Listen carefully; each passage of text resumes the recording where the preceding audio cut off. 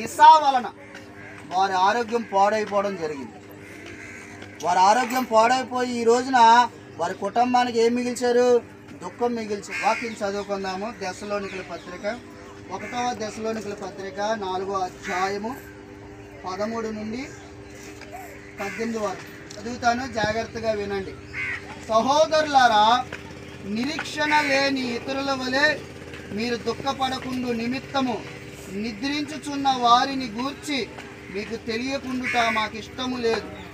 యేసు మృతి పొంది తిరిగి లేచినని మనము నమ్మిన ఎడల అదే ప్రకారము యేసు నందు నిద్రించిన వారిని దేవుడు ఆయనతో కూడా వెంట పెట్టుకొని వచ్చును.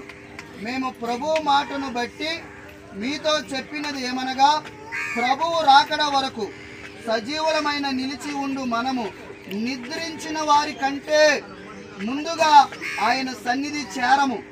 ఆర్భాటముతోనూ ప్రధాన శబ్దముతోనూ దేవుని బూరతోనూ పరలోకము నుండి ప్రభువు దిగివచ్చును. క్రీస్తు నందుండి మృతులైన వారు మొదట లేతురు.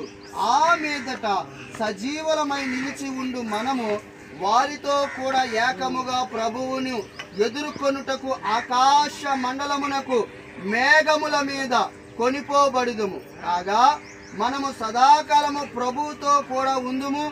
కాబట్టి మీరు ఈ మాటల చేత ఒకరినొకడు ఆదరించుకొనుడి. దేవుని స్తోత్రం కలుగును గాక.